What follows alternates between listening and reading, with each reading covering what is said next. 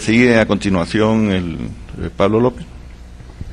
Nos va a hablar del Chaebol y la industrialización de Corea y Colombia.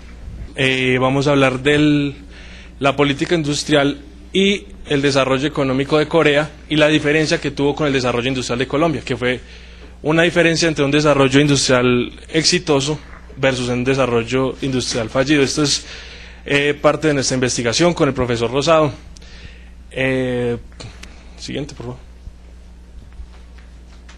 Entonces, la primera pregunta que se nos viene es: ¿por qué el Chaebol coreano eligió incursionar en altas tecnologías, mientras que los conglomerados colombianos se estacionaron en trayectorias de menor intensidad tecnológica?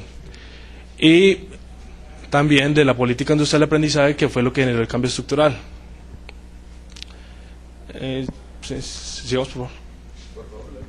Pues tenemos el marco teórico, la política industrial, los casos de aprendizaje y las conclusiones. Esta es la estructura. Bueno, vamos a empezar con el marco teórico.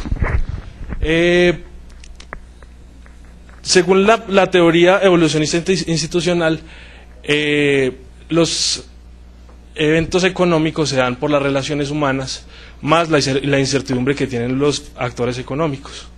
Ahora, las relaciones humanas, porque no es la economía se dirige por las relaciones que tenemos del día a día los actores económicos, y no por unos actores que están aislados, racionales, como se venía pensando antes.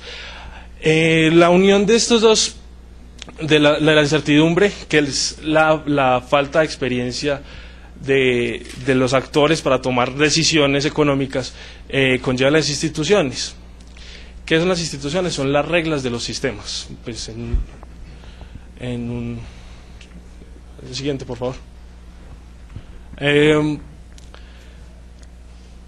Ahora, el desarrollo industrial es de doble vía.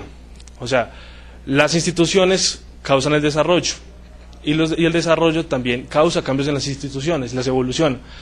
El desarrollo puede cambiar las instituciones, y ahora el Estado weberiano pues se toma en cuenta con la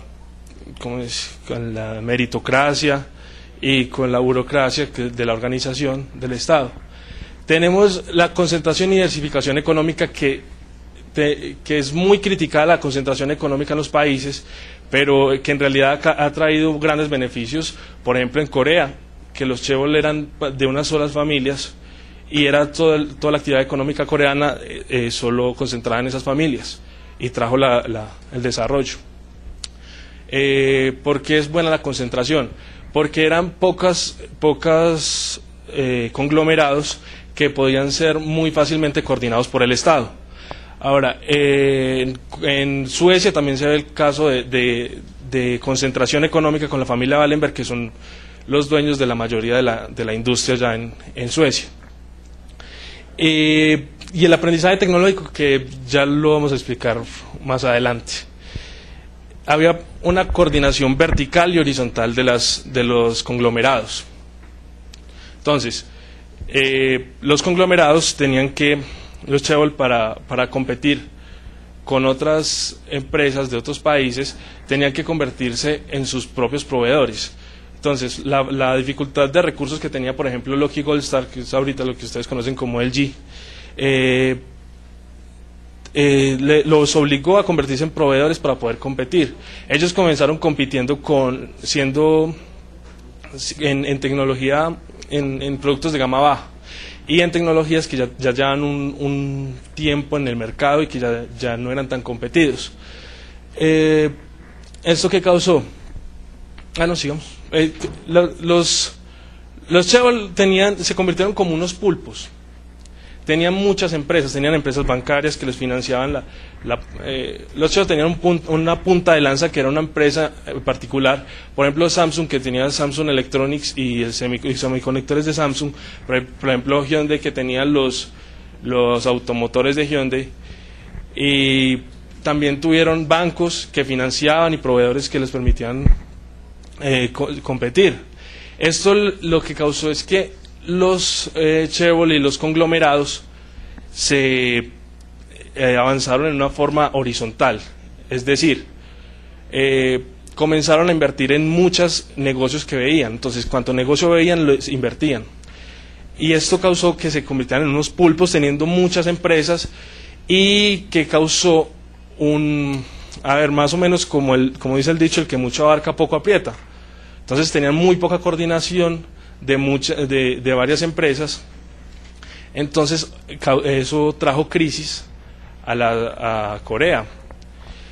Eso fue bueno, tener muchos negocios. Aquí vemos un ejemplo de un pulpo, por ejemplo Samsung, que tenía todas estas ingeniería de Samsung, la industria pesada de Samsung, la industria aeroespacial de Samsung, todo, ven todos los sectores en los que incurrían.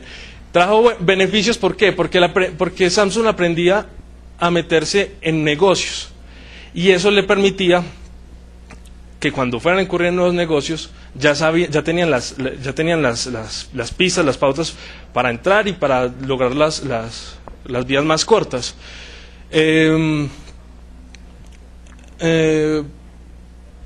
También se ayudaban entre las empresas del Cheol, financiándose entre sí, pasando personal entre las empresas. Por ejemplo, Hyundai tenía la constructora de Hyundai pasaba ingenieros a los astilleros para administrar los proyectos. Y así los astilleros de Hyundai pasaban a las casas automotrices para ayudar por ejemplo, con la corrosión. Entonces, el conocimiento de unas empresas se pasaba a otras, y eso ayudaba a que todas tuvieran tener conocimiento y crecer para poder competir. Ahora, el crony capitalism es un término que se da para identificar como un capitalismo de compinchería o de amistad. Era más o menos cuando hubo el desarrollo económico de Corea, el desarrollo industrial, el presidente se sentaba con los con los representantes de los 5 principales chaebols como una junta directiva y les empezaba a preguntar pues cómo iban las cosas y les ponía metas. El Estado también permitía que no entraran otros competidores para que tuvieran la capacidad de ganar el mercado interno y poder desarrollarse. Ahora en Colombia también sí hubo un intento de desarrollo industrial, pero hubo un problema. El desarrollo industrial colombiano no incursionó en industrias pesadas ni en alta tecnología. ¿Por qué? Porque ellos siguieron avanzando de manera horizontal, consiguiendo otros negocios, mientras que las crisis que trajeron los chaebol coreanos hicieron que el gobierno los parara. El gobierno era un Estado autónomo y proactivo que les ayudaba para desarrollarse, y autónomo que no permitía que los empresarios manejaran las políticas estatales. Como en Colombia, a diferencia de Colombia, que sí muchos sectores empresariales ponían políticos y todavía que se ponen políticos en el gobierno, y ellos son los que ayudan a las empresas, y no hay una autonomía del gobierno ni del Estado. Ahora, ¿qué pasó? Las crisis hicieron que el gobierno dijera que no dejaban más, a ponerles condiciones a los chaebol, que les decían ustedes no pueden avanzar horizontalmente, tienen que parar y crecer verticalmente. Ahora, ¿qué es crecer verticalmente? Ser más competitivos, aumentarla en tecnología, incursionar en industria pesada. Y entonces, así los chaebol empezaron a entrar en economía, en tecnología. Aquí se ve pues el salto que hay de la industria desde el 62 en adelante, y cómo las materias primas bajan desde el 62, pues bajan de forma vertical. La industria pesada comienza a crecer bien desde el 72 al 85 y desde el 90 hasta actualmente. ¿Y qué pasó? Por ejemplo, el gobierno le decía a los Cheol que no podían, pues que no siguieran avanzando en políticas pues que iban a traer crisis, que iban a aumentar de manera horizontal. Entonces, por ejemplo, Samsung tenía automotores de Samsung y ellos fueron obligados a venderlo a Renault. Y así hubo muchas empresas. Daewoo, por no seguir lo que se le ordenaba, por incumplir con las políticas gubernamentales, se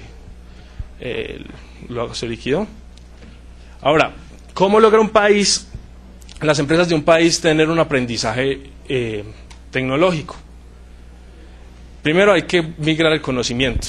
Entonces, tenemos empresas como Samsung, como Hyundai, que empezaron siendo unos ensambladores, cosa que pasó en Colombia también, hay ensamblaje, pero no siguieron, mientras que en Corea sí siguieron. Entonces, había movilidad de personal que iban a Europa, que iban a Estados Unidos a aprender sobre motores, y entonces, a ver, el conocimiento se logra a partir de la intensidad de esfuerzo. El aprendizaje se logra a partir de la intensidad de esfuerzo y la cantidad de conocimiento previo que hay. Tenemos acá pues la tabla de intensidad de esfuerzo, alto, bajo. Si no hay una intensidad de esfuerzo, por ejemplo, cuando en Hyundai aprendieron a ensamblar carros, habían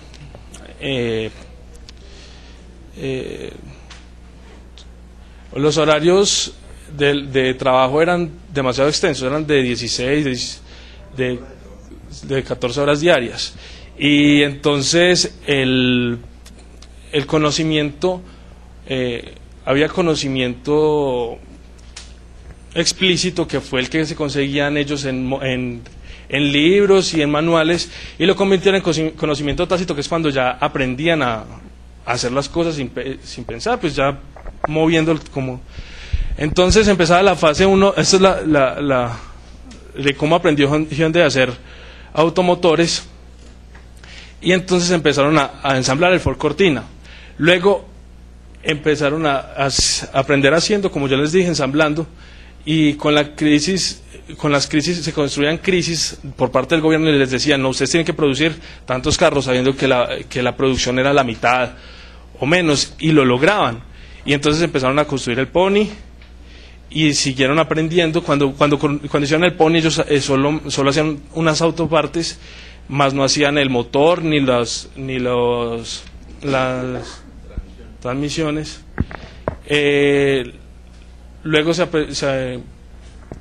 hicieron el Excel, que ahí es cuando ya empiezan a diseñar el motor, y el Accent es cuando ya saben hacer el motor. El carro completamente coreano es el Accent, y ellos aprendieron a hacer motor dándole 10% de la compañía a Mitsubishi, porque la parte del motor es la más difícil de aprender.